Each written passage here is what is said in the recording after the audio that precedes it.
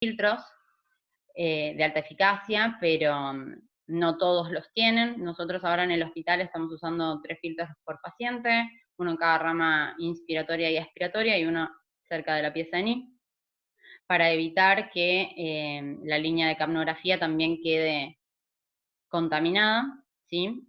Por eso es muy importante identificar a pacientes que tienen COVID o cualquier enfermedad respiratoria, como puede ser tuberculosis, y las mesas tienen que tener un cuidado particular, y si uno se entera posteriormente a la realización de la cirugía que el paciente dio positivo, por ejemplo, para tuberculosis o COVID, esa mesa, si no se tuvieron los recaudos necesarios, tienen que entrar en una especie de cuarentena, dependiendo del agente biológico que haya, digamos, ocasionado la contaminación, ¿sí?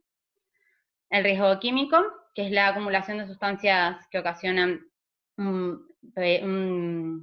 como una contaminación dentro de la máquina, que se van acumulando gases a medida que va pasando las cirugías y que no tienen tanto mantenimiento. Por lo tanto, de vez en cuando se recomienda purgarlas y hacerles el mantenimiento adecuado en los periodos de tiempo que corresponden, porque una mesa que tiene mucho monóxido o que genera acetona o metano aumenta el riesgo para el paciente. No es tan frecuente, pero puede suceder en esas que están abandonadas y que nadie vio desde hace años. Vamos a repasar una vez más los componentes. Bien conocido, el corrugado. Existen de 3 tipos. Corrugado para lactantes, pediátricos y adultos. Una longitud de metro, metro y medio, con aproximadamente 500 mililitros. La función básicamente es la de conducir los gases frescos, pero a su vez generar un flujo turbulento que permita mezclar los gases y regular la temperatura. ¿Está bien? Como nosotros, si somos bastante observadores, cuando termina una cirugía larga y miramos el corrugado, vamos a encontrar gotitas de agua dentro del corrugado que nos indican que eso ya se usó, porque es el vapor de agua que se va produciendo también por el aumento de temperatura, ¿sí? La condensación. Otro de los componentes que la conocemos muy bien es la bolsa reservorio, también que está presente en los sistemas abiertos. Tenemos distintas bolsas con distintas capacidades, van de medio litro a 6 litros, es elíptica y colapsable, puede ser de caucho o de látex, a tener en cuenta, muy importante, en caso de que tengamos que hacer un paciente látex free, no todas las bolsas reservorio se pueden usar. Y la función básicamente es conservar un volumen entre la presión y la capacidad inspiratoria del paciente y la capacidad vital que permite, digamos, ventilarlo y recuperarlo en caso de que necesitemos. Ahí está el corrugado y acá están las bolsas reservorio. Nosotros en las máquinas con circuito cerrado vemos las que no tienen válvulas, vemos las que son solo bolsa reservorio. Y acuérdense que hay algunos circuitos abiertos que tenían las válvulas, que pueden estar abiertas o cerradas. En cuanto a las válvulas unidireccionales, obviamente como su nombre lo indica, permite que el flujo tenga un sentido único de circulación. Los circuitos en anestesia son bivalvulares, porque tienen tanto válvula inspiratoria como expiratoria.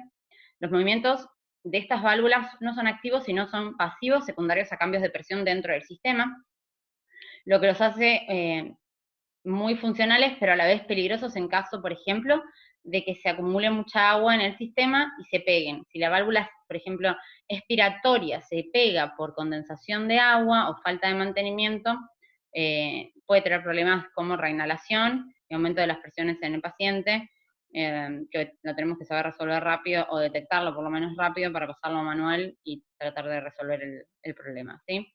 Como se mueven pasivamente, los cambios que influyen en ellas son de baja presión, no necesitan generarse alta presión para abrirse, son muy, muy, muy fáciles de abrir.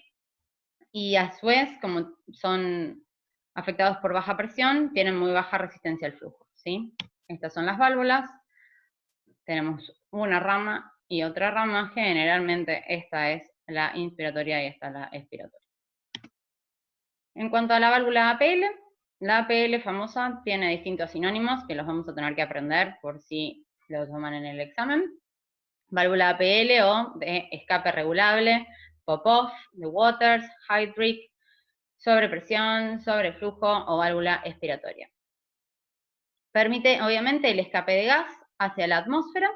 Principalmente lo que queremos es evacuar gases expirados, es decir, alveolares provenientes del paciente, y secundariamente se pueden escapar parte de gases frescos. Pero lo principal de la válvula APL van a ser los gases expirados. Se abre a una presión que depende de cómo esté colocada, va de medio a 70 centímetros de agua de presión de apertura, ¿sí? Es eso que giramos cada vez que queremos, por ejemplo, ventilar manualmente al paciente. Y es importante también saber qué implicancias tiene cada tipo de ventilación. La válvula APL en ventilación espontánea queda totalmente abierta, es decir, que fuga siempre al final de la expiración, cuando el paciente expira, la válvula al estar abierta deja que todo ese gas alveolar salga. En ventilación manual permanece parcialmente abierta y la setea el anestesiólogo, y lo que hace es permitir la fuga al final de la inspiración. Imagínense esto para entenderlo. Cuando nosotros usamos la regulación de la APL en ventilación manual, es cuando queremos preoxigenar a un paciente y ya está en apnea. Hay pacientes que son más fáciles y otros más difíciles de ventilar. En caso de que sea difícil, nosotros intuitivamente lo que hacemos es no tenerla en 10 centímetros de agua, sino que llevarla a 20 o 30 centímetros de agua para facilitar la entrada de aire y la ventilación manual del paciente, ¿sí? Mientras más dificultoso, generalmente uno tiende a cerrar más esa válvula. Para una maniobra que sirve mucho, esto de que sea regulable y que la podamos nosotros abrir y cerrar en todo momento, en ventilación manual, es cuando en una cirugía de cabeza y cuello, por ejemplo, el cirujano quiere chequear la hemostasia y nos pide que hagamos una maniobra de Valsalva. Esa maniobra implica aumentar la presión normalmente intraabdominal. Nosotros no podemos hacerlo, pero lo generamos aumentando las presiones en el tórax. Como lo hacemos, pasamos de ventilación controlada a ventilación manual, cerramos la válvula APL y generamos una inspiración en el paciente sostenida por unos 15-20 segundos hasta que el cirujano nos dice que ya está chequeado, y soltamos, dejamos que el paciente expire y nuevamente lo volvemos a conectar a ventilación controlada o en RM. Bien, y la tercera forma en la que está la ventilación controlada actúa en expiración abriéndose a una presión fija de 2, que es lo mínimo que siempre va a tener la mesa de presión de PIP mínima, que decimos nosotros, ¿sí? Esto en realidad hace que la válvula APL genere una presión fija, pero que no sea regulable. Cuando está en ventilación controlada no es regulable, porque ya depende del seteo del respirador, ¿bien? Pero ¿cómo hacemos nosotros para que la APL deje de tener injerencia en el circuito en lo que respecta a ventilación controlada?